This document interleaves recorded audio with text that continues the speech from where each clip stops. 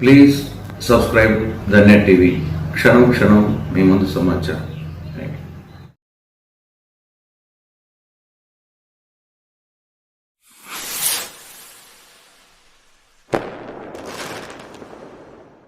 पूछना भी बहुत बड़ी बात अब तक जहाँ तक मुझे मालूम है, लेकिन मेरी जिंदगी में मेरे तजुर्बे की बात, मैं किसकी तारीफ करता नहीं, मैं किसी कोर्ट का, मैं क्या है कोई सी पार्टी वाला नहीं, मैं सिर्फ जो जिंदगी में चला हुआ है वही बात बताता हूँ। हमें हमारी एक जमात गुंटूर गई थी। गुंटूर में जाने के बाद हमारी जमात वहाँ फंस गई। कोरोना हमें जो रेल की टिकट भी ले ली थी वापस से आने के वास्ते, लेकिन टाइम होगा, लॉकडाउन पड़ गया। वहाँ एक मस्जिद में टिक गए। अल्लाह जजा खैर दे वहाँ के एसआई साहब को। वो एसआई साहब नौजवान बहुत हमने साथ दिए और उन्होंने खुला बोल दिए, भाई तुम्हें कहाँ कहाँ फिरे, क्या है पूरा बोलो। हमें पूरा हैसो का बता दी। और उन्होंने क्या बोले, भाई तुम्हें क्या है, क्या तेलुगु में बोलो, क्या भाई అయ్యా ఏముందంటే కరోనా లాక్డౌన్లో మేము గుంటూరులో ఇరుక్కుపోయినాము. అక్కడ మాకు చాలా పరేషాన్ అయిపోయింది. ఎక్కడ చూసినా కానీ వాళ్ళని కొడతారు, ఇక్కడ కొడతారు అని ప్రతి క్షణం టెన్షన్. మసీదులో ఉన్నా కానీ టెన్షన్తో అది ఒక విధమైన బాధ కలిగింది. అటువంటి సమయంలో అక్కడి నుంచి అక్కడ ఎంఆర్ఓ గారు వాళ్ళంతా టెస్ట్ చేసి చూడాలా మిమ్మల్ని పిలుచుకోవాలని చెప్పి పిలుచుకుపోయి ఒక క్వారంటైన్లో పెట్టేసినారు. మమ్మల్ని క్వారంటైన్లో పెట్టిన తర్వాత మా ఇంటికాడి పోలీసు వాళ్ళు కూడా వచ్చినారు, వచ్చి విచారణ చేసినారు. అక్కడ కొంచెం గట్టిగా వాళ్ళు మాట్లాడి విన్నారు. అంతా జరిగిన తర్వాత అక్కడి నుంచి మేము ఎమ్మెల్యే సార్ గారికి ఫోన్ చేసినాం. మన ప్రొద్దుటూరు ఎమ్మెల్యే సార్ కదా, వాళ్ళే మమ్మల్ని ఇడిపిస్తారు, మాకు సహాయం చేస్తారని. అప్పుడు అక్కడ ఫోన్ చేసిన తర్వాత, మీరు ఆ క్వారంటైన్లో మీకు పెట్టింది మీకు మంచికే, మీరు టెస్ట్ చేసుకోండి, మీరు లేదంటే దానికి పూర్తిగా నేను మీకు సహాయం చేస్తానని చెప్పి అక్కడ చెప్పినారు. చెప్పిన తర్వాత అక్కడ మా క్వారంటైన్ పూర్తిగా అయిపోయింది. ముక్కు టెస్ట్, గొంతు టెస్ట్ అని చెప్పి మీకు కరోనా లేదు, మీరు ఇళ్ళకి పోతున్నారు.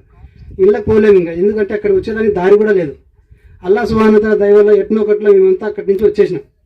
వచ్చిన తర్వాత పోరుమామిళ్ళ దగ్గర ఇరుక్కుపోయినాం.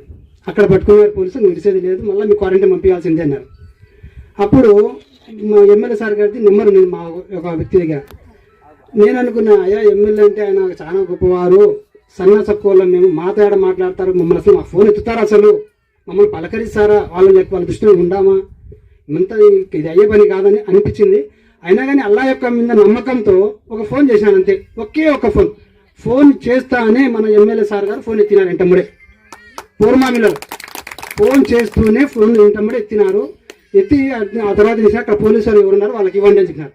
సార్ మాకు కరోనా లేదని టెస్ట్ రిపోర్ట్ ఇచ్చినారు, మాకు ఇళ్ళకి పంపించడం లేదు, మళ్ళీ క్వారంటైన్ అంటున్నారు సార్ అంటే ఆయన పోలీసు వారికి మళ్ళీ ఆ సార్ ఏం చేశారంటే ఇట్ట చెయ్యి ఇట్ట అనేసారు, తీసుకొని ఫోన్ అని. తీసుకొని ఫోన్ అంటే సార్ మళ్ళీ ఫోన్ చేసినాను. ఫోన్ చేసి సార్ తీసుకోవడం లేదు, చెయ్యి ఇట్లా అనేస్తున్నారు, ఆయన తీసుకొని అంటున్నారు అంటే స్పీకర్ ఆన్ చేసి వానికి అన్నారు. అంటానే స్పీకర్ ఆన్ చేసి ఇమ్మన్నారు సార్ మీకు ఎమ్మెల్యే సార్ అని. అంటానే స్పీకర్ ఆన్ చేసి సార్కి ఇచ్చినాను, పోలీస్ సార్.